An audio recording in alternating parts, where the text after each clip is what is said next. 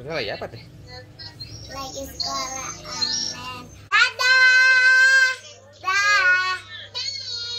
Assalamualaikum. Namanya siapa teteh? Kuina. Queen apa? Akila Haidi. Mau sekolah online terus atau sekolah kayak dulu lagi ketemu teman-teman? Sekolah dulu. Kayak Lebih dulu ya? seru soalnya. Kayak dulu ketemu Soalnya teman-teman. habis itu nanti waktu pelajaran udah selesai langsung main-main. Kalau sekarang jadi nggak main ya, cuma Kalau lihat di HP doang. Iya, sekarang bosan di rumah.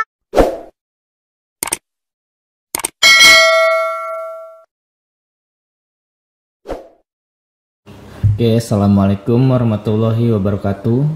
Selamat bergabung ya di channel atau vlog saya, Boring Vlog. Pada kesempatan ini ya, saya pengen membahas atau memberikan tanggapan ya terkait sekolah yang saat ini masih terus saja daring pakai sistem online.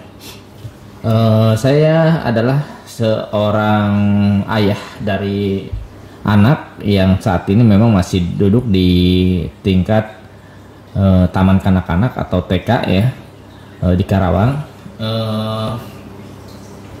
Udah hampir 6 bulan lebih ya, bahkan sekitar berapa ya kalau hitung 7-8 bulan ya kalau nggak salah. Anak-anak kan sekolah online daring. Memang banyak positif negatifnya ya. Positifnya dalam arti memang ini di tengah situasi COVID-19 yang berlarut-larut di berbagai negara, tidak hanya di Indonesia.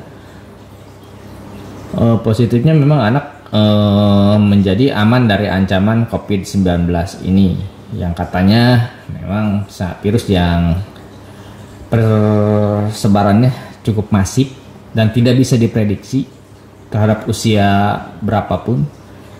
Satu sisi memang ada rasa aman bagi kita sebagai orang tua, tapi di sisi lain banyak hal-hal yang negatif ya, dalam arti selama sekolah online ini artinya anak-anak kita kehilangan ruang untuk dia belajar ya. Karena mau gak mau sekolah bukan soal antara guru dan murid, tapi sekolah adalah tempat atau ruang yang di sana anak-anak bisa bertemu dengan teman-temannya, belajar untuk sosialisasi, belajar untuk disiplin, bangun pagi, melakukan aktivitas, pergi pagi terus pulang sesuai jadwal kepulangan. Artinya kan sisi disiplin ya. Memang kita sebagai orang tua di rumah juga punya tanggung jawab agar anak-anak kita didik secara disiplinnya, tanggung jawabnya. Tapi sistem yang di rumah dan di sekolah tentu berbeda ya. Ada motivasi tambahan ketika anak sekolah, apalagi di usia-usia dini ya. Mereka sebenarnya datang ke sekolah itu bukan semata-mata niat untuk belajar, tapi juga untuk bermain ya. Dalam arti bermain secara produktif.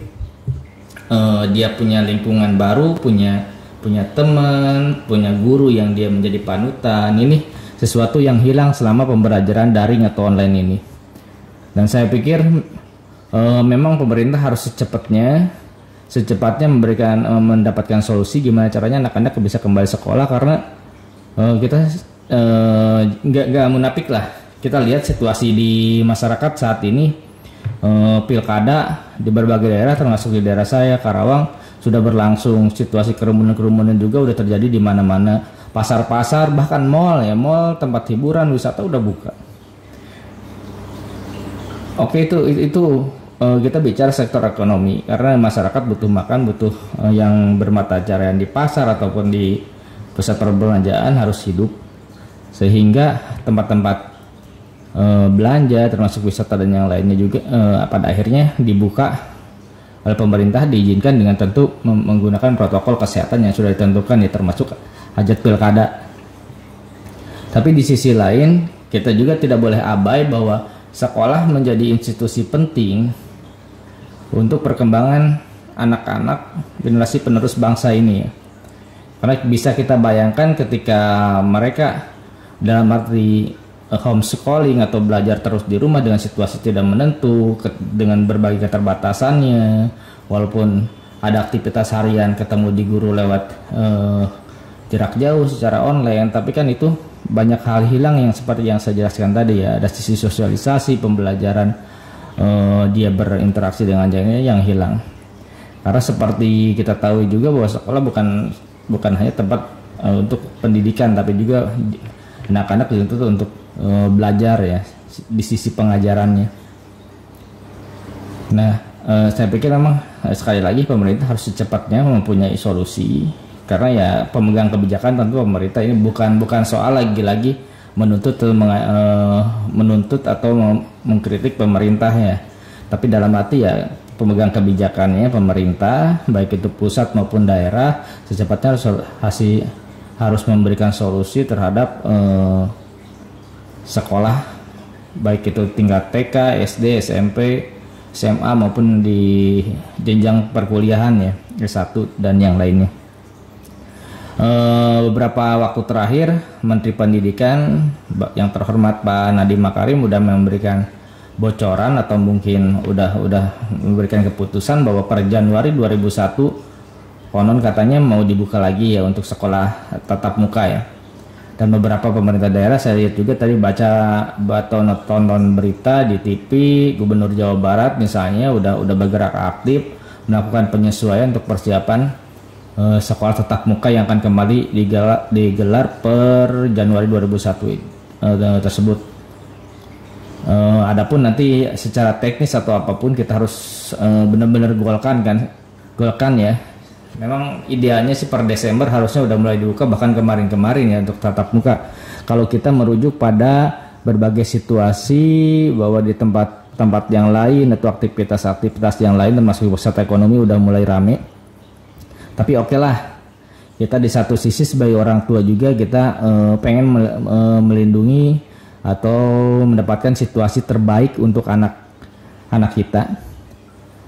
Dan mudah-mudahan per Januari nanti situasinya sudah stabil, bukan hanya nanti anak-anak sekedar beraktivitas kembali di sekolah, tapi juga diterapkan protokol kesehatan atau sisi keamanannya yang pasti kita berharap bahwa mereka bisa kembali mendapatkan haknya sebagai anak-anak generasi muda untuk mendapatkan pendidikan yang layak ya. Saya pikir banyak solusi yang harusnya bisa dikedepankan. Ini menjadi prioritas harusnya untuk pendidikan ini, baik itu nanti sekolahnya bisa sistem bergantian, misalnya jam ini untuk berapa orang, jam seharusnya untuk berapa orang, tidak menumpuk seperti kelas-kelas sebelumnya.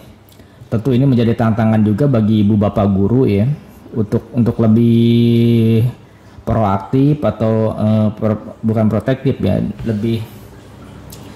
lebih strong lah untuk memberikan pengawasan terhadap anak-anak, termasuk disiplin untuk protokol kesehatannya dan yang lain sebagainya ya. Ini menjadi tantangan bersama, karena di sisi lain kita juga sebagai orang tua tidak abai ya. Kita sebagai orang tua selama pendidikan online juga kita memberikan perhatian tersendiri ya, karena pada kenyataannya apalagi di usia-usia dini seperti anak saya, benar-benar kita proses dari dia mulai melakukan pembelajaran online hingga akhir kita awasi. Memang banyak keluhan juga dari teman-teman saya, ataupun mungkin kita bisa lihat di berbagai berita, banyak yang orang tua yang sibuk bekerja atau apa, sehingga dia harus melakukan pengorbanan untuk mengawasi anaknya untuk belajar online. Begitupun nanti mungkin di situasi ketika pendidikan atau sekolah tatap muka dilakukan, pasti orang tua tidak abai juga, pasti kita melakukan kontrol, termasuk menyiapkan masker untuk anak-anak, termasuk memberikan pengarahan dari rumah. Tinggal nanti di sekolah mudah-mudahan guru-guru juga bisa menyambut dengan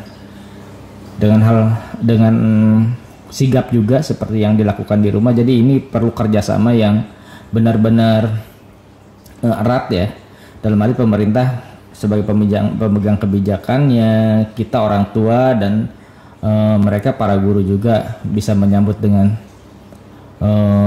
aktif gitu untuk menggolkan agar anak-anak kembali bisa sekolah tatap muka, mendapatkan pendidikan dan pengajaran yang layak dengan tentunya aman ya di tengah COVID-19 yang mudah-mudahan sih ya kita berdoa secepatnya berakhir ya, karena di berbagai negara juga udah mulai stabil sebenarnya, di negara-negara kayak Jepang dan yang lainnya untuk di level Asia ya. Ya mungkin seperti itu yang bisa saya sampaikan. Ini sekedar sharing atau unek-unek saya sebagai orang tua siswa. Kebetulan anak saya ada 2, pertama yang baru usia 6 tahun, yang kedua baru 2 tahun ya. Ini juga persiapan atau pembelajaran bagi saya pribadi sebagai orang tua yang kategori orang tua baru lah ya, masih muda. Mudah-mudahan sharing ini bermanfaat dan teman-teman bisa saling memberikan masukan nanti di kolom komentar. Oke, terima kasih. Mohon maaf kurang lebihnya. Assalamualaikum warahmatullahi wabarakatuh.